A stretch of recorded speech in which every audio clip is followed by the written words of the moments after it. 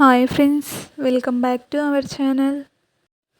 ఈరోజు వీడియోలో simple and tasty కాకరకాయ ఫ్రై ఎలా తయారు చేయాలో ఈ వీడియోలో చూపిస్తాను.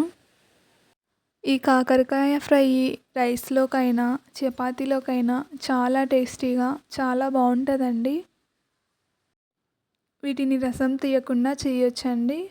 చాలా టేస్టీగా అప్పటికప్పుడు చేసుకోవచ్చు, చాలా బాగుంటుందండి. కాకరకాయ ఫ్రై అంటే ఎంతమందికి ఇష్టమో నాకు లైక్ చేసి కామెంట్ చేయండి. ఓకేనా అండి?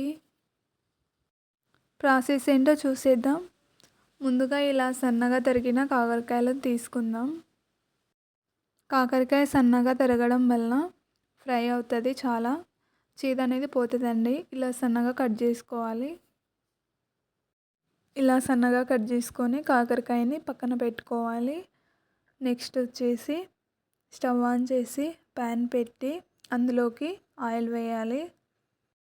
ఆయిల్ కొద్దిగా ఎక్కువ వేయాలండి, ఎందుకంటే ఫ్రై చాలా బాగుంటుంది ఆయిల్ వేస్తే. ఇలా ఆయిల్ వేసిన తర్వాత కాకరకాయలని ఇలా మొత్తం అన్నిటిని వేసుకోవాలి.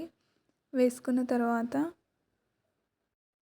వీటిని 20 నుంచి 30 నిమిషాల పాటు ఫ్రై చేయాలి. ఎందుకంటే చేదు మొత్తం పోతుందండి అలా ఫ్రై చేస్తే. అందులోపు ఇది పక్కన పెట్టేసి వెల్లుల్లి ఒక గడ్డ తీసుకొని ఇలా పొట్టు తీసి కొద్దిగా ఉప్పేసి ఇలా దంచుకోవాలండి. ఇందులో ఉప్పేసి ఇలా వెల్లుల్లి దంచడం వల్ల టేస్ట్ అనేది చాలా బాగుంటుందండి. వెల్లుల్లి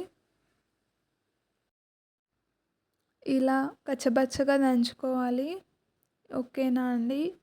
ఇలా దంచుకున్న తర్వాత వీటిని పక్కన పెట్టేయాలి. ఈ వీడియో అయితే ఎవరైతే ఫస్ట్ టైం చూస్తున్నారో ప్లీజ్ లైక్ చేసి నాకు కామెంట్ చేయండి. అలాగే నా ఛానల్ని సబ్స్క్రైబ్ చేసుకోండి. ఇలా కాకరకాయ చూడండి, ఇలా ఫ్రై అయ్యాక వెల్లుల్లిని వేసి కలపాలండి. ఇలా బాగా కలుపుకుంటూ ఫ్రై చేసుకోవాలి. ఇలా చేస్తే కాకరకాయ చాలా టేస్టీగా చాలా బాగుంటుందండి. ఒకసారి కూడా మీరు కూడా ట్రై చేయండి. ఇలా ఫ్రై అయిన తర్వాత అందులోకి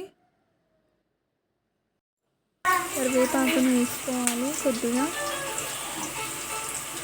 కరివేపాకు వేసుకున్న తర్వాత అందులోకి టేస్ట్ కోసం కొద్దిగా కారాన్ని వేసుకోవాలి. పికిల్ కాబట్టి కొద్దిగా కారం ఎక్కువ వేసుకుంటే బాగుంటుందండి. ఇది చాలా రోజులు నిల్వ ఉంటుంది. 2-3 మంత్స్ కూడా అలా పెట్టుకోవచ్చు.